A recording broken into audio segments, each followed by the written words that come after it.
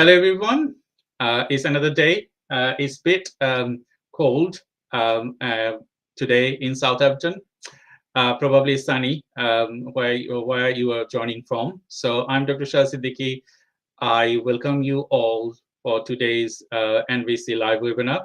As you know that we run this live webinar every Tuesday from 12 to 1. Sometimes we change the time, depends on the availability of the guest. But specifically, we run this webinar every Tuesday, 12 to 1. And thank you very much to all of our viewers who has joined this webinar. If you wanted to ask us any question, please feel free to ask us through the comment box. We will try to add this question to our guest. We have very special guests today. So we have two guests together. And you know that you already know Heather. She's the business mentor and business builder. And you also know Flo. So I'm going to introduce you with them. So please share this live with your friends because today we're going to be discussing business development for Andy. As you know, that business development for new generation person is quite challenging. So we're going to be talking through out today how challenging the business development is and how we can resolve this with our knowledge and framework. So I'm going to welcome Heather. So Heather, thank you very much. You all know Heather very well. So if you could introduce our guest again, your charisma and what you do, that would be great. Thank you so much. Lovely to be here again. My journey has been long, varied, and very unusual. And I have a background in accountancy, coffee, human health. I've traveled extensively. I've done a lot of things. I've also gone from being someone who hates public speaking to someone who's like, where's a stage? I want to speak on it. And it's interesting that my business has changed completely during lockdown, for like many of us. And my business Effective Entrepreneurs has come out of that. And this Master Goals framework, which is a really, on first sight, it's complicated. And I've realized I need a simple way to talk about it because it is complex. But the reason for its complexity is that we need to have the right things in place to get to where we want to be, that takes account of us, how we function, how we might be different in the world, obviously on this particular live. How the models that are out there are so structured and so limited, but that takes no account of any difference and the way we might get to where we want to be and the why we might want to get there. So for me, let's just embrace that, embracing difference to get to where we want to be. Thank you, Heather. We're going to be talking more about the master framework. We just wanted to introduce Flo. She's from Moria Support Group, a founder and coordinator.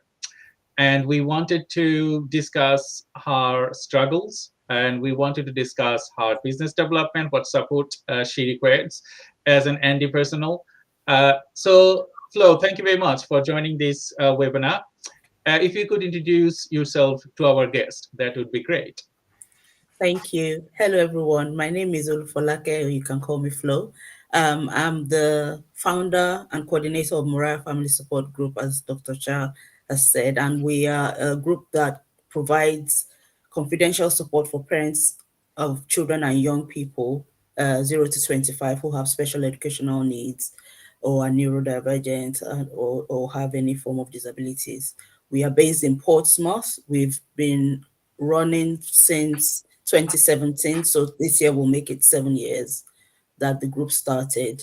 And I'm really, really pleased to be here because we are at a point in the group where, we need to grow, but because of the structure that we have in place, it's making it a little bit difficult. So this is really, really perfect for us. And I really look forward to a wonderful conversation with Dr. Shah and Heather today. Thank you. Thank you very much. So as you know that we're going to be discussing in detail the challenges as an anti-personal that you faces when you start your innovation or your thinking. Uh, you probably know most of the time that we have an idea and we need to nurture that idea, and then we think that okay, our idea will change the world. But in real scenario, that is not. Yes, it will change the world, but to do that, the step you need to climb and the stairs and a lot of individual things is really hard for someone to go alone. So that's why we are here. We have Heather with her master framework. I have my Gen Z 12 core framework. So what we wanted to do, we wanted to combine and adapt some new things to grow and support flow, the Moria support group, how we can implement the master framework, embedded one, as we discussed on our previous lives with Heather, that no framework should be concrete, that you cannot change it. Mm. That is not a framework, because framework should be changeable, adaptable, and then you can grow. So we're going to be working on that. So before I ask Heather how we can support Flow, I just wanted to ask Flow what challenges you are facing as an end individuals at the moment. Thank you very much. So, like I said earlier, the group has run for 5 years, going up to, no, sorry, 6 years, going to 7 years. And for the past years, we've kind of run the group just as it comes, really, with no real structure, if you like.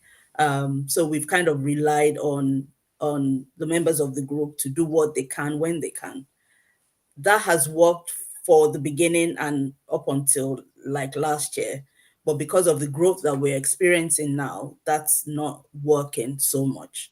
And that's why we really need to put structures in place. And I like what you said about the structures being adaptable, not being rigid, because as a support group, that flexibility needs to be there, but also we need the structure. And one of the big challenges I think that we have is the knowledge of how to do this in an effective way that will benefit the parents that attend the group and also add to the growth, contribute to the growth of the group. So that's one of the biggest challenges. The other one is the human, resources, people to do the necessary things. So if we put this framework into place, who is going to run it? How is it going to be run? How do we keep that consistency such that 6 months down the line, we're not back to square one? So that if you start from those two, I feel like those are like the foundational ones. And if we build on that, we can kind of put all the other bits and pieces in place. Yeah. Thank you, Flo. So to our viewers, we just have a message from Heather.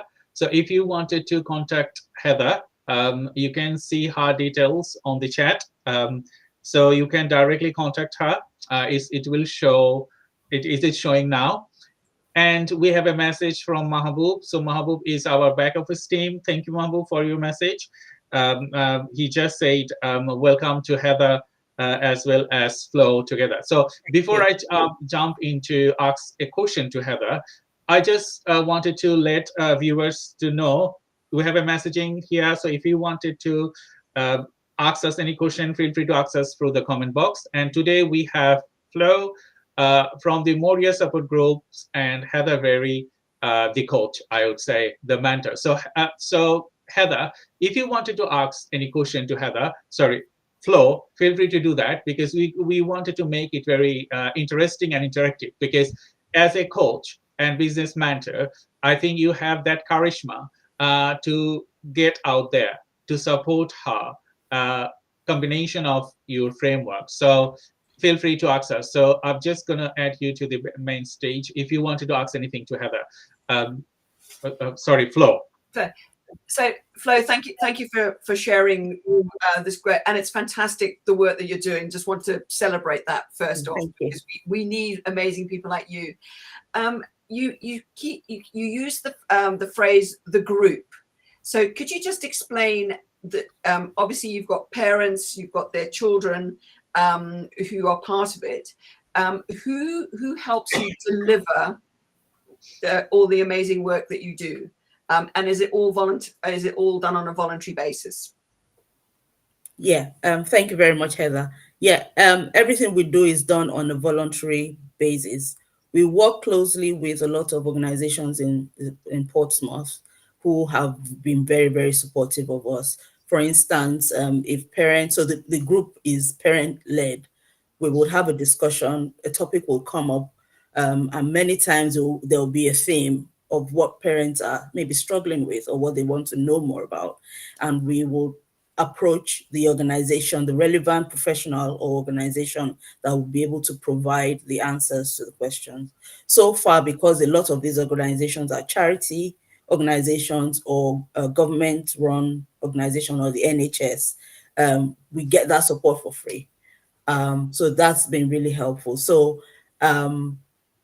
but in terms of the actual running of the group, it's volunteers, and we do what we can when we can, which, like I said earlier, is now not. It used to be all right in the past, but now because of the growth that we have experienced in the past year or so, we need a little bit more than that. Some more structure. Yeah. So one of the things I always like to start with people is to kind of go, a lot of people think, obviously I do goals, and a lot of people go, right, my goal is to be able to look after 100 people a year, or they're kind of real thing, and you kind of go, and that can be very overwhelming, as opposed to that's your outcome. That would be wow, that would be amazing if we could support 100 families, if that's the thing. For me, where I like to kind of come back from that and kind of go, well, that's the icing on the cake of the gorgeous wow. To then look back and kind of go, let's take one step back from that, because that is overwhelming for anybody, regardless of where you're at. So if you can kind of go, okay, what are the most important things that could deliver that outcome? What's the thing that will enable me to look after 100 families? You kind of go, okay, so that immediately brings it back slightly to kind of go, well, this is something I can see in my mind that will enable that. So how do I frame that goal? And you've spoken quite a lot about the resources and the families. Flo, at the moment, do you have premises, or do you use other people's? So at the moment, we meet every second Monday of the month in the Central Library. Okay. Which we, Portsmouth. Yes, Portsmouth Central Library, which we use for free. We don't pay any money to use the lower ground floor that we normally use. If we have a special event, we use another room, which we need to pay for, which is a more a bigger room and with more facilities. We need to pay for that. But the monthly meetings, we don't pay any money for the And the people that come to those sessions, are those the parents that will come to that? So you are working at that point directly with, so that's your main point of delivery of what you do, is those sessions? Yes, so we have it's majorly for parents, but also we do have organizations, professionals who sometimes would want to maybe know what the group is about or gather feedback concerning a certain topic, and which is relevant to the parents in the group. So it's always a good place for parents to give feedback about maybe services they've accessed, or training that they need, or just anything else that pertains to parents. Yeah. Excellent. Okay, so so it's very much guided by what people want in that moment. And in between times, do you have other resources that people can access? Apart from peer support, like peer-to-peer support, we really don't have like a bank of resources. We would normally signpost to other organizations or other links, or information that are available across the city, but we do not have like a bank of resources that we share with with parents now. Okay, and then one other question, just to sort of set the scene for me. You're acting as both signpost but support as well. So it's a very important role that you're doing. Flo, in a few words, what would be your not that huge outcome that you would love is to be able to support all the SEND families, which would be amazing. Yeah. What's your dream right now for your group, for the Mariah family? Thank you. So thinking from the point of view of what we're struggling with, what I will most desire is for the group to run smoothly without any hiccups. I mean, of course, there will be here and there, but just for there to be a system that works. Okay. For the group, for the parents, for the coordinators, for the group, such that if I'm not available, the group will still carry on. I feel like if I step away at this point, the group will collapse, and that will break my heart. So yeah, in a few short words, like you said, that's my biggest That's really interesting. And for me, that ties in very well with Kazi's asked a question here. What are some of the common challenges neurodivergent entrepreneurs face, and how does the Effective Entrepreneurs framework help these challenges? Mm-hmm. And what you've just said is brilliant, because when we first came on, you were talking about some of the things you want to do, and then when you step back and then step back again, you kind of go, right, what are the most important things? So the Effective Entrepreneurs framework literally looks at who you are as a person, your processes, your product, lots of things that start with a P, your promotion, etc. And just listening, this is on the fly here, but listening to you. But that's what we do. We're entrepreneurs. I totally agree with you, Heather. So I just have one question before we jump onto the business development. We just need to know. Zakir has asked, thank you, Zakir, for asking this question to Flo, that can you share more about your personal journey and what inspired you to start the Moria Family Support Group? Sorry, Shah, can I just finish what I was just answering Kazi's question? Yeah. So the main thing with the framework is that if you have a place where you can go to ask yourself the right questions, to then kind of go, okay, that's a bit, and then in answering the right questions gives you the way for you can then sort of go forwards again. So just in asking those few questions to Flo was that actually the thing that really needs addressing now to start with, we'll come back to, I'm sure, but it's that thing around that the processes and the way things are structured. So suddenly, as opposed to kind of going freak out, you kind of go, okay, we've now got the place to start. So literally in 3 or 4 questions with a good framework in place, you know what to do. So for anybody who, I have little squirrels in my head, they go off. They need a focus. So if you can ask the right questions, get the focus. But yes. So that was just answering a couple of questions. So back to your story. So Flo, if you could share why you have come out with Moria support groups and the story, because I think our viewers, they need to understand your story, and then we will go with the other business development and so on. So please share your stories. That's okay. Thank you so much for asking. So Mariah Family Support Group started 7 years ago this year. And it started when my daughter was coming up to the age of 10. So prior to that, when she was about three, I think, because she was still at nursery, everything up until that, in my own opinion, was going well. And so her key worker at the nursery pulled me to the side and said, do you want to put your daughter forward for an assessment? That was the shock of my life. I was like, there's nothing wrong with my daughter. She's fine. Look at her, I didn't see anything wrong. But what that triggered was me paying more attention to her, myself and her dad, paying more attention to her and thinking, why is this lady saying? Because for quite a couple of months, I was like, no, just leave us alone. There's nothing. But it then became more and more obvious because at that point she wasn't speaking. And Mhm. because she was my first, I didn't quite know what age children speak. I didn't know. So it wasn't an issue to me. I knew when she needed anything and I could provide for her.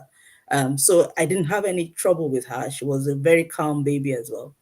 And so at that point, we started to pay attention and realize that actually she had challenges, she had struggles that needed us to pay attention to. And that's where our journey as a family started with neurodivergence. And, trying to get her the support. Back then, you needed a diagnosis for anything. And so just going through that pathway was really, really challenging because first of all, I was quite new in the country. I'd lived in a country where things were done so differently from here. Mhm. And so everything that I was being told was just, I just, it was just really a really hard journey to go through. And Mhm. so going through all of that and eventually getting her diagnosis and getting her to settle, which school and, the council were very supportive with. Eventually, we got the diagnosis for her and she settled in school, was getting all the support, got her EHCP and all of that. At the end of all that, I didn't know what to do with myself because I was still in that headspace of what Mhm. what have I done wrong? Like what did I do? Did I break this child? What happened? Where did I go wrong? So blaming myself in a lot of ways, um, feeling lonely, feeling isolated, not being able to do the things that I would normally want to do just because I try to protect her and not get her in spaces where she'll be triggered and so on and so forth. And for the longest time, I thought, we were the only family that had a child with special needs until I started to speak to other families, other friends like me, and they had children with special needs. I was like, oh, so everyone's just like almost hiding away, crying their eyes out in their closets, coming out smiling without anyone knowing that they're really struggling. And so I thought it would be a good idea if we can all lean on one another and provide that support. And that's when I started the group from a place of my need, not because I knew anything or how to support. I was in need. I needed the support myself. And that's how the group and the journey kind of started for me. And it's been the most life-changing and transformative thing I've ever done because it has changed me more than anything else. So yeah, that's in a nutshell. It's a longer story, but in a nutshell, that's the background of Mariah Family Support. Thank you, Flo, for your information. And I had the same stories. My son was diagnosed with autism when he was 3 from the nursery. I knew that he has some special needs. He's very talented, but his talent was like shortfall with some characteristics. Like, okay, he's very talented, but some of the things he cannot do, he struggles. Mm, And that time it triggered me because I knew my characteristics from my childhood, how I struggled because there wasn't any mechanism. You probably will understand the same in Bangladesh or in Africa. mhm. If people think that, okay, you have autism, you have neurodiversity, you are mad, you just Yeah, gone to the drain. yeah. But Mhm, when I realized that my son got autism, I smiled and I feel proud. Why? Because I knew if I address his needs, he will become the person that I am now. So, mm, so that's why that time I was thinking, okay, I will do something like that. The way you did, and I was thinking of neurodivergent business consortium. That okay, if I'm good at business and building, and I'm doing it from my childhood, I would say from 16 or 17. So why don't I build something that I can support businesses? So that's the way I brought forward my thinking. So thank you very much for your share. So to the viewers, if you wanted to ask us any question, please feel free to ask us to the comment box. And I'm going to be jumping to Heather. Uh, you have a story as well, isn't it, Heather? So do you wanted to share that? Yeah, just briefly. As I say, I've done a lot of different things. I was exceptionally ill when I was born. Should not have survived, and should certainly not have had any capacity for learning or earning. I was literally given this much chance. Anyway, I have survived. I have thrived. I love what I do. But my journey in other respects, part of me, I always kind of thought, I'm not going to live past the next 5 years or the next 5 years or the next 5 years. So I just did lots of everything that I thought was exciting, I'd go and do. And I've realized now, so I've self-diagnosed ADHD during lockdown. And with hindsight, I've looked at the fact, I did accountancy. Now, for anybody who knows me, that is not my energy. You can probably tell on the screen, I don't have the traditional, this is what people think an accountant looks like, energy. However, it was really good. And looking back, the structure was actually really useful for me. I didn't know it at the time. But the flip side of that was I've got this very kind of creative way of being. I come up with a million ideas and innovations to solve any problem. And there was no place for that. And it was squished out of me, not by my parents. Absolutely, my parents were amazing. But as soon as I got into the workplace, it was like, no, you're the accountant. That's your job. That's your box. Get in it. Stay in it. I don't want to live in a box. And it's taken quite a long time to kind of find the place where I can use that and all my business experience, which I now have lots of, and bring the two together. And I'm like, finally in this joyous place. But if I'd had that diagnosis, not that it requires intervention for me, it's about understanding. And that understanding where I took it on, whenever somebody go, oh, that's not your place, or no, it's a stupid idea or whatever, I really took that on and I just squished it all down. And I can just imagine how horrendous that is for a younger person who doesn't have any support at all. As I say, my parents, they just let us be as creative as we wanted to be. And anything got squished down to me at work. Whereas if you have that support and understanding and the ability to really shine from the get-go, because our unique talents are our unique talents. And for me, now that I can do it, life was good. Life is now, fab, because I get to be myself all the time. And so what you do is so vital, both to support the parents, to then in turn support their children, to be able to shine as soon as is possible is fantastic. But also, the other people who are on this call are people who may not have had, the chance to shine.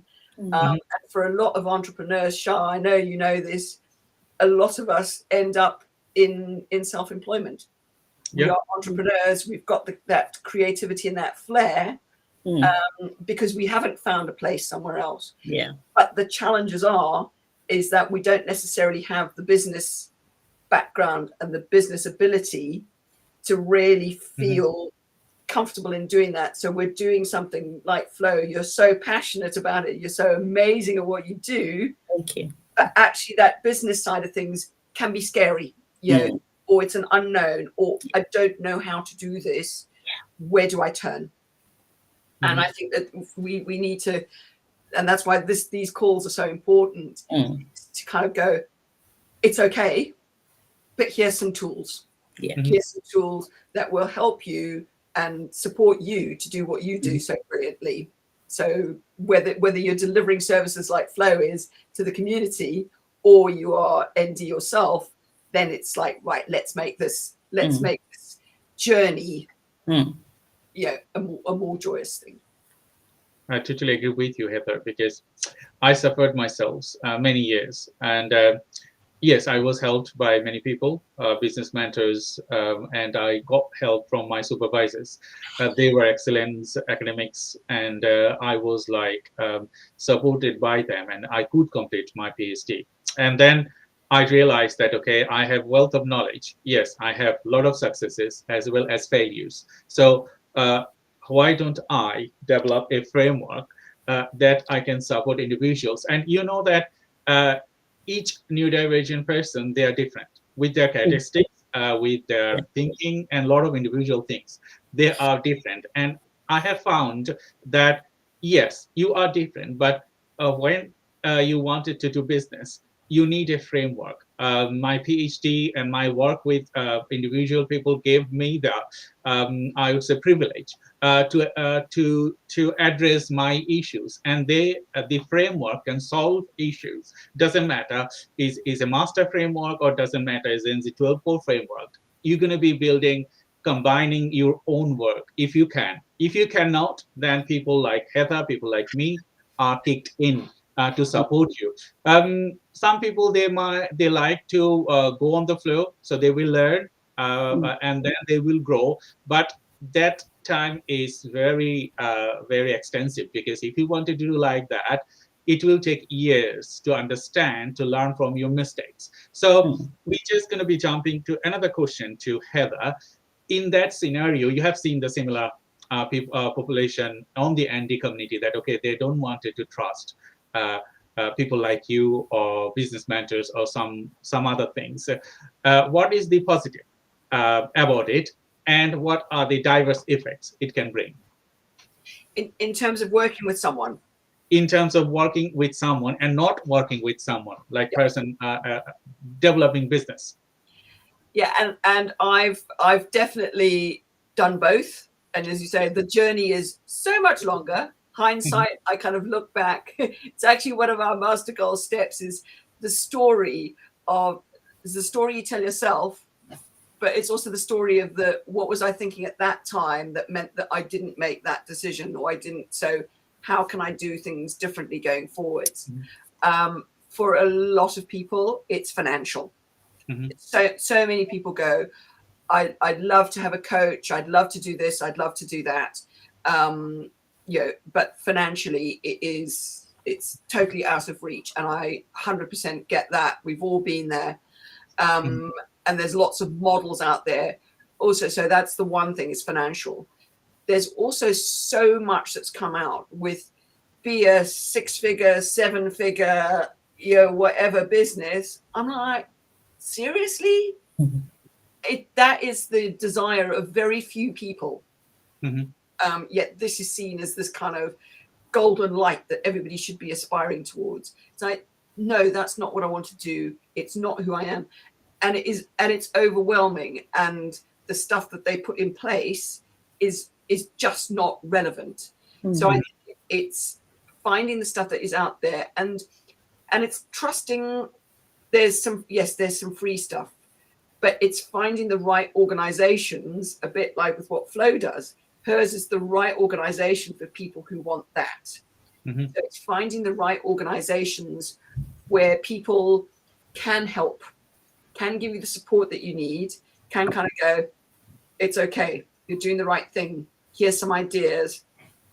How can I support? How can we celebrate what you've already done? Because we forget to celebrate how awesome. Oh, you're awesome. We'll celebrate that. How do we celebrate? And again, everybody's achievement is different. For some people, we ran our first meeting.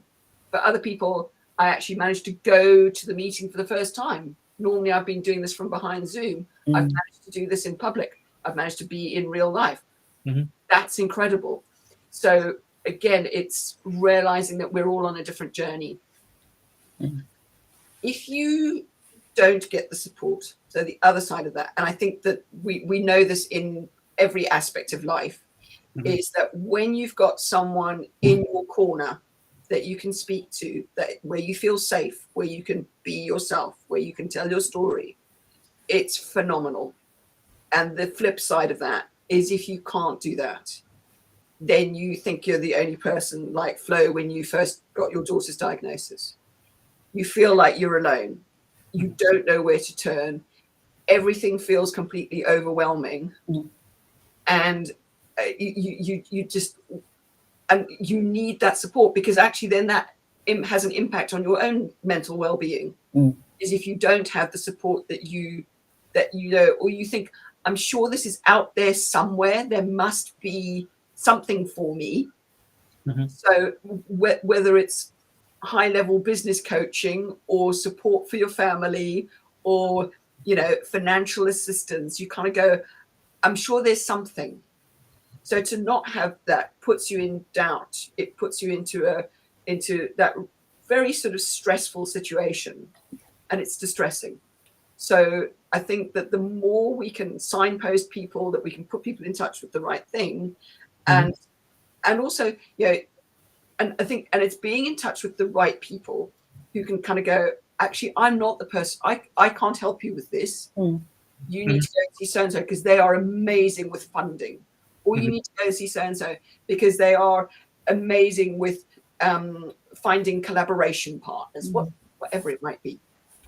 So it's that you have people that are well connected. Flo, I'm going to keep going. I'm going to keep ticking the box for you, because what you're doing is brilliant. Oh, thank you. Is if you can find the people that are connected to the right people to give you the solution you need. But it's reach out, because there are people all over the place. But it is about finding the right person, because you don't want to end up. There are people who will turn around and try and sell. So I have a great question. I will ask that to Heather in a minute. But before I ask Heather these questions, it is from Saladin Biplov. Yes. I'm going to ask Flo. You know that you are building your support groups in relation with coming from a different nations, as well as a person of color, and understanding British culture.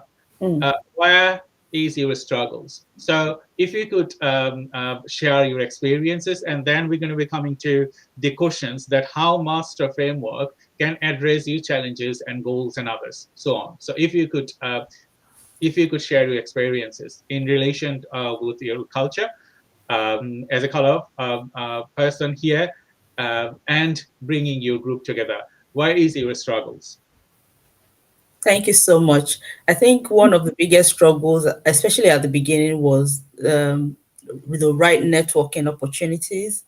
So that was a struggle for me. I didn't quite know, especially because I was only a few years in the country, and I didn't quite know how to navigate, or who to speak to, or how to network properly. And even if I got invited to networking events, I would hold back, because I didn't quite know, like, how do you you can, two of you can be speaking English, but you'll be speaking it differently, and you can be misunderstood. And I was really, really worried about being misunderstood because of my accent, because of the way I structured my sentences and things like that. So I would hold back from speaking to people. I might send an email, that's fine, but speaking face to face, I felt like I might, it might come across somehow to somebody else, and then I'll hold back.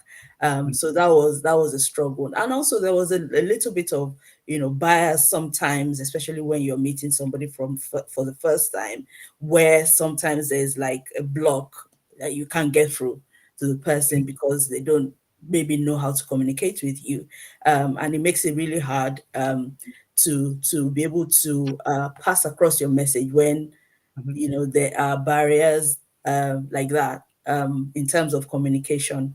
And there are also a lot of because of immigration challenges or issues, there are quite a number of things that you cannot access due to your immigration status in this country, which also can be really, really a struggle, not just because you can't access it, but also because even the ones that you are eligible for, you stay back because you really don't want to get in trouble for accessing something that is not that you are not qualified for. So you just back off any kind of support or any kind of help because you don't want to get in trouble for accessing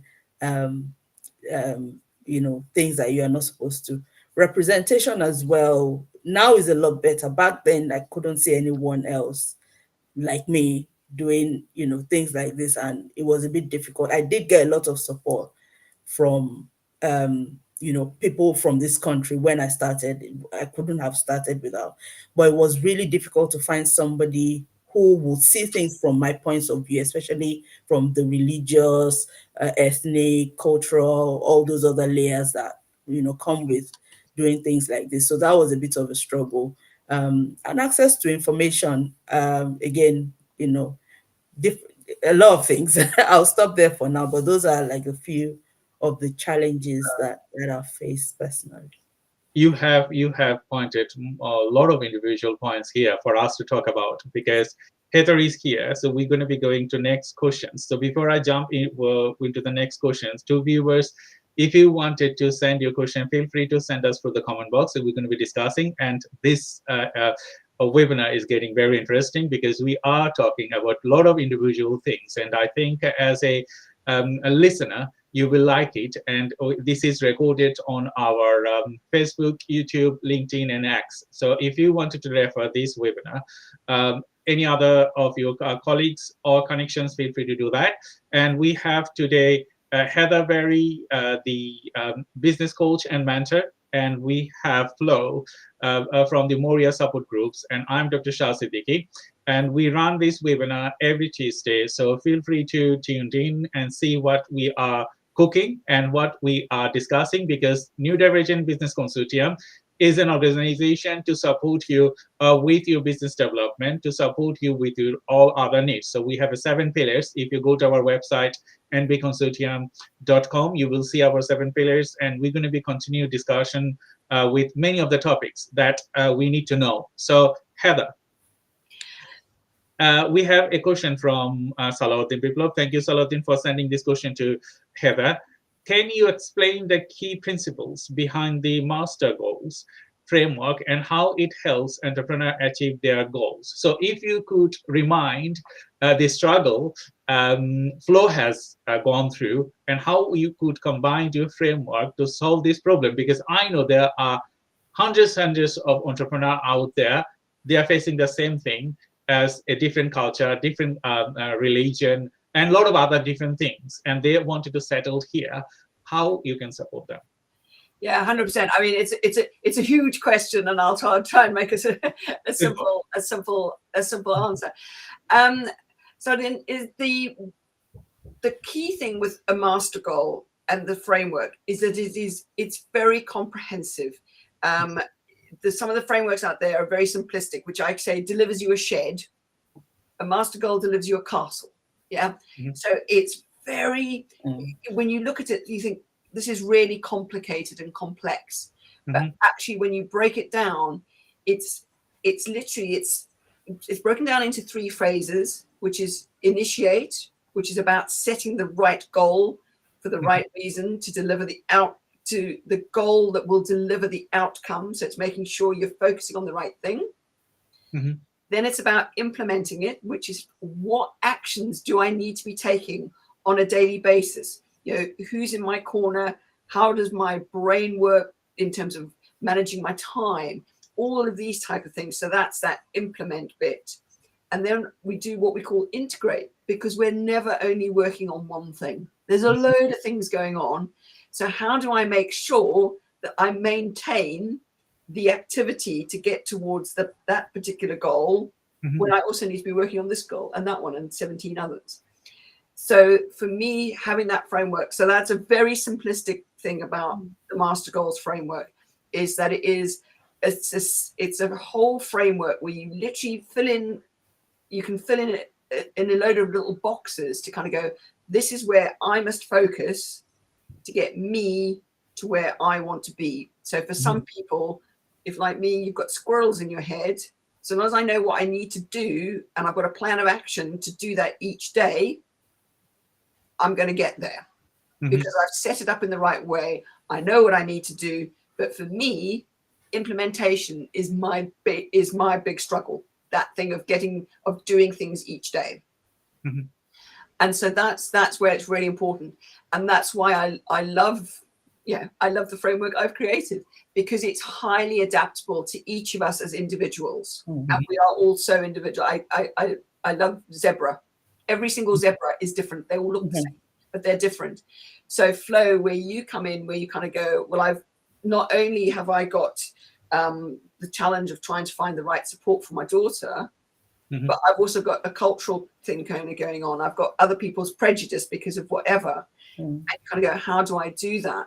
So it's how can we look at our own lives, because we are all so different, and realize where the strengths are. So it's like, so my strength is the ability to talk to people and so on.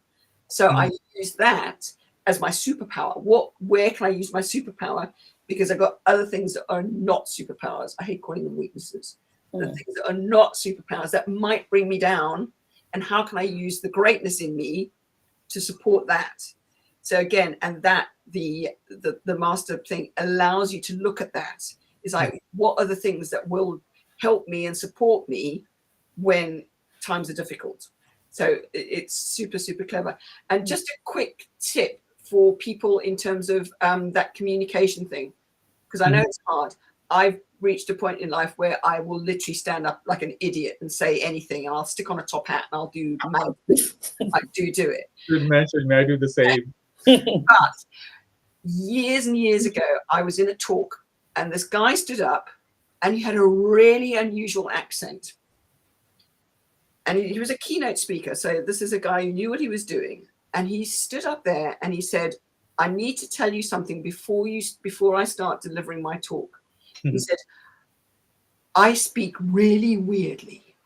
He said, because my mother is Scottish and my father is Chinese. So my accent is really weird. And I'm telling you this because I want you to listen to what I'm saying and not be thinking, where the hell does he come from? And it was brilliant because suddenly you focused on the right thing. And I knew exactly I'd be sitting there the whole day scratching my head. I say to people now, and I remembered that when I started doing more speaking, so when I'm giving a talk, I always say to people, I speak very quickly. I go off at tangents, and sometimes I forget to tell to finish a story. If I forget to finish a story, please just kindly remind me that I forgot to finish the story. So, because what I don't want is that you go, oh God, Heather never finishes a story. She's off all over the place. But I've kind of given them permission to know who I am.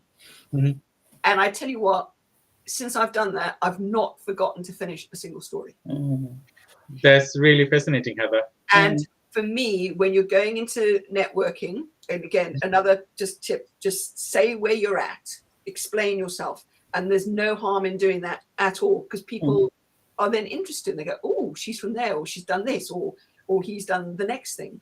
The other thing is, when you go in, know what the outcome is you want to achieve. So using a little bit of NLP, what do I want? What message do I want them to have heard? And if your message is if you know what you want to achieve by standing there, whether you're standing there for 1 minute or an hour and a half, what do I want people to know how to do differently, or to know about you, or to think differently by the end of the time you've communicated with them? And again, keep that really simple. So that would be really helpful when you go in. And the last thing is, remember to breathe. Breathing is so important.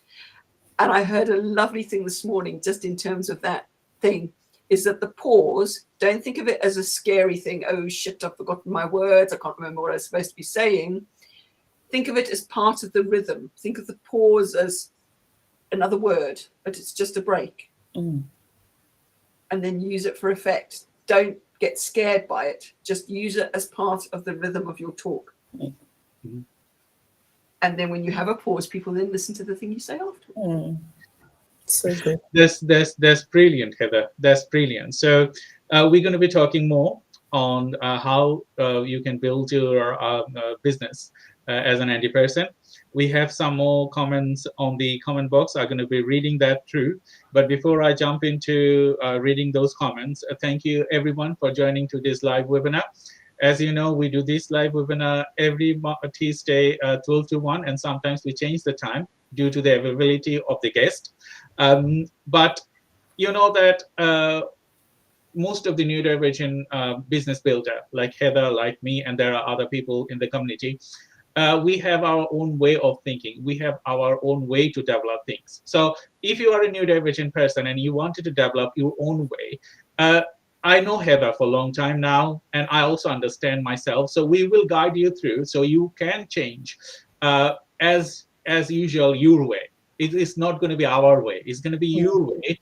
But the directives and the guidance and other things going to be aiding you, like, okay, you are facing a problem and we have faced the same problem, so if you do like that way, you will get benefited. These are the things that most of the business mentor as well as business builder will support you with. So if you think that, okay, why do I need a business mentor and business builders to build your business? Because as Heather pointed previously, that you don't have that experiences that we have, because we have learned from our mistakes. I started my business when I was in school. So I wanted to, I sold things, I got things, and then it started like that. With there are many entrepreneurs, like, okay, someone I was talking to on the other day, she started when she was 3, and my son is 10, so he started his things like, okay, I'm going to buy this, and daddy, I'm going to sell it to you, while he was 5. So these are the things can happen. Yeah. You can be very productive. You can be very, and it can be very challenging both ways. So thank you very much for your support. Shah, can I just put 3 links into the chat? Yes, yes, please, please. So I'm just going to just explain them very quickly. So the first one is, hold on, I'm just not, can I find this? Where is it? Can't find. So I'm going to put in, there's a group called the Lark Network. This is in Portsmouth. Flo, definitely reach out to me. They support female entrepreneurs who have challenges to get into entrepreneurship. Right. So I'll put that in there. The Hive, also in Portsmouth, they do amazing stuff supporting things. And then the last one is my free gift to all of you is we run a group on a Tuesday morning, 9 o'clock UK time. And it's just bringing different perspectives and ideas to how we set and achieve our goals. So it's always free. It's a great community, really interesting people. And it's just like, come and just learn and experience and find those good contacts, the people that you would like to work with. So I'm going to pop those in there. Sorry, Shah, just a bit of a... No, that's fine. Thank you. So we just have some comments on the comment box. So we're just going to read that to you. Salahuddin explain that, can you explain the key principles behind the... Oh, okay, we already gone through that one. Excuse me for my neurodivergent minds. Muhammad written, I think neurodivergent entrepreneurs faces social and communication challenges. Can you both tell me about this, please? So I think, Flo, you have faces a lot of challenges due to maybe you are not diagnosed, or maybe you don't have neurodiversity, but working with parents, you have that challenges. Can you share us a bit more challenges in organization perspectives, what you are facing and how we can support you with that? Yeah, so thank you so much. In terms of communication, I feel like one of the biggest challenges is sometimes parents, in trying to be hopeful, they don't share the full details of their children or young people's diagnosis when they're communicating with professionals and people that would support them and give them the help. So they sometimes water down what is going on just because they're being hopeful and being prayerful and, wishing that whatever their challenges are will go away. And that kind of gets in the way of accessing the right support for their children. And so the support that is provided doesn't measure up, it doesn't work because the professionals don't have the full picture of what the struggles of their children are. The other thing is the language to actually communicate. So some parents want to actually say what it is, but they probably don't have the right language or the terminologies. And sometimes when professionals are interacting with families as well, there's a lot of jargon that parents don't even understand. And from where I come from, and I know that's a lot of other countries, is that when you're speaking to a professional, they know everything. So you just nod and agree with whatever they say because they're the professional. Many parents or many, people sometimes don't feel or don't know that they can ask questions or challenge in a positive way what they're being told, especially if they don't understand. And so they don't, and they just go with whatever they're being told and just nod along because it's a professional. A doctor is telling you something, you can't disagree. So those are some of the communication challenges that I've seen from interacting with parents. Yeah. Thank you. That's why your group is so important, is that you can then share those experiences. Yes. and people can learn the way to describe things much better if they learn from other people's experience. And I think that's why what you do is so important. And just coming back to where we were going with your thing is getting that there's some systems in place and a little bit of process and framework, but also the ability to have some resources. So have a system where you can put some of those resources. So in between, because you can't get together very often, how can those resources be accessible to people that they can just kind of go, so each time you have a question, write down some answers. It's not specific answers to everybody, but here's some general information or a signpost, and people know where to go and can access things in between, because otherwise it's all on your shoulders, and that's too much to carry. Thank you, Heather. And Flo, we are nearly end of our session. I would love to continue this conversation maybe another day, because we have 1 hour to finish this. So I thank you all to the viewers as well as the guests. So in 1 minute, I will ask specifically to Flo your key takeaways today. I just feel a lot better because this has been my point of struggle for the past couple of months. So I feel like there's a way forward. I feel like there's light at the end of the tunnel. I don't feel as stuck as I felt before. So that's a really, really good feeling. And I look forward to working with both of you to help move the group forward. I'm really, really excited. Thank you, Heather. Thank you, Dr. Shah. I'm really grateful. And to Heather, last remarks to our audience.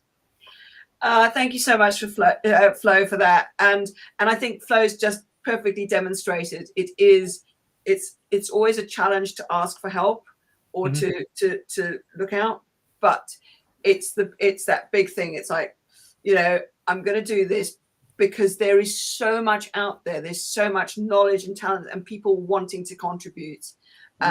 Because in the world, the crazy mixed up world we live in, there's a lot of amazing humans and a lot of amazing humans who want to help other people find their amazing. So it's find the way to ask. So what you do is so important because you give people that opportunity to ask those first questions. And so, it's great. Keep going, girl. Thank you so much. Thank you. Thank you, Heather, and as well as Flo, for your time today. We will continue this conversation on social media, as well as I will bring both of you, because we are started to start a program with Heather about the master framework and my Gen Z 12 framework, that how we can contribute to businesses. So Flo going to be as one of our businesses that we're going to be talking through, and we will continue support Flo with our ideas, crazy ideas, I would say, and develop it and time to time bring Flo how we are supporting her with a live conversation with the audience. So thank you very much for joining today's live events. I'm going to say bye-bye to the audience. Please stay on the line if you have time. Otherwise, I will talk to you on the social media if you could. So thank you, Heather, and My pleasure. Thank you, Flo. Thank you. So, audience, thank you very much for your time today. We had a great session. I think you liked it, and we're going to be having more session with Heather and Flo to next couple of months. And if you wanted to contact directly to Heather and Flo, feel free to contact them through their social channels from Facebook, YouTube, LinkedIn, as well as other social media. And I'm your host, Dr. Shah Siddiqui, going to say you bye-bye for today. And I will welcome you with another guest to the next episode. And we will continue this conversation. Please support our channels, as you know that we need your support. And there is an event going on the this Saturday is the Big Charity Bash. I will be over there. So if you wanted to join Big Charity Bash, please feel free to go to Postmouth. You can find their information online and from my account as well. So if you wanted to go over there, feel free to join and come and see me. That we're going to be doing a short live from there, maybe an hour or two, to get people and their opinions for the charity sector. So until then, I will maybe welcome you, some of you, on my live on this Saturday with the Big Charity Bash. Otherwise, if you don't come over there, if you cannot, I will see you next week, next Tuesday, with our another guest. Thank you very much, and bye-bye.